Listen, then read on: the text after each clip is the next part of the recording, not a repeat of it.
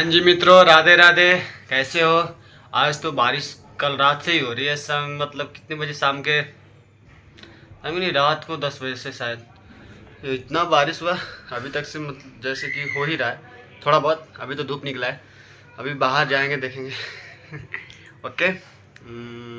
आज कितना क्या पढ़ना है? आज श्लोक कितना पढ़ना है यार? भूल रहा हूँ। हाँ, 47।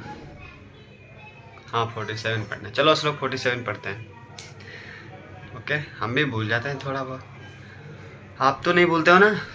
ठीक है, जय जय सिया राम बोल दो, राधे राधे। चलो पढ़ते हैं। स्टार्ट करें ना श्लोक 47। चलो पढ़ते हैं 47। ओके, आप सब रेडी हो? सब पता है रेडी हो, लेकिन बताते नहीं हो। कोई कमेंट ही नहीं करता तो कहाँ से पता चले। चलो पढ़ते हैं।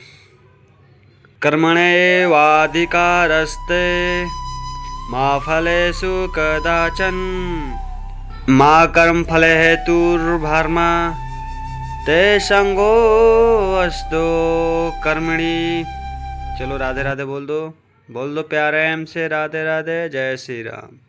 जी मित्रों, इस श्लोक का थोड़ा सा हम समझ लेते हैं अपने भाषा में, जो भी है जैसे भी समझते हैं। तो अगर किसी को समझ में ज़्यादा हो तो हमें बताए यार, नहीं तो क्या करें, हम जैसे है समझ रहे हैं, कोई बात नहीं।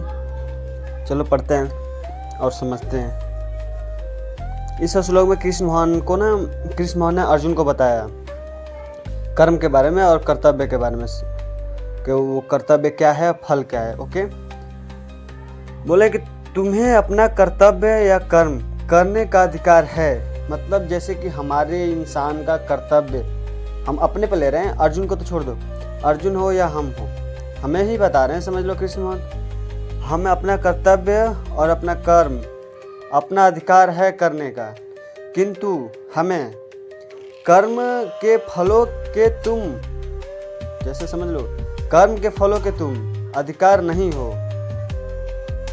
समझ लो क्या बोल रहे हैं। कर्म के फलों के तुम अधिकार नहीं हो।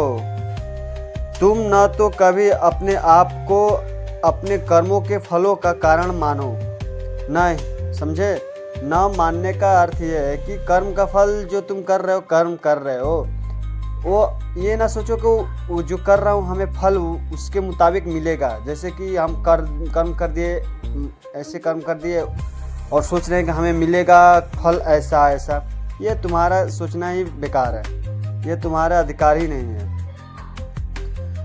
और यही कृष्ण में बोले कि ना ही कर्म करने में डरो और ना संकोच करो। अपना कर्म करो, असक्त रहो। आसक्त मतलब सख्त बनो, संकोच ना करो, अपना कर्म करते रहो। लेकिन यहाँ पर तो अर्जुन तो वही हो रहे हैं। कोई बात नहीं, यही समझा रहे हैं ना कि हाँ सख्त बनो।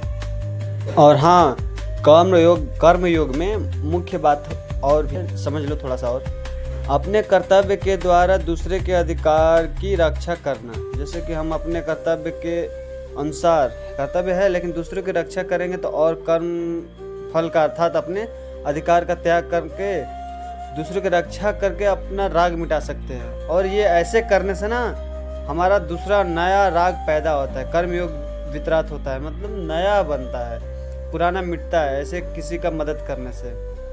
जो भी समझ लो, राग हो गया, पीछे का जो भी किए हो ना कर्म, जैसे कि गलती वलती की हो तो थोड़ा सा वो मिटता है, राग नया पैदा होता है। अब उसके माध्यम से जो आपने करोगे, किसी का मदद कर दो, किसी का कुछ भी कर दो। ये तो इस श्लोक में यही कृष्ण वहाँ समझा रहे हैं। और अपना कर्म तो है ही, करते रहना। और चलो जय श्री राम, राधे राधे बोल दो। चलो मिलते हैं नेक्स्ट श्लोक 48 में। इतना तो समझ गए, नहीं समझे हो तो कोई बात नहीं, पूछ लेना, नहीं तो किसी से पूछ लेना, भागवत गीता समझ लेना, हमसे पूछ लेना। ओके, राधे राधे, जय श्री राम।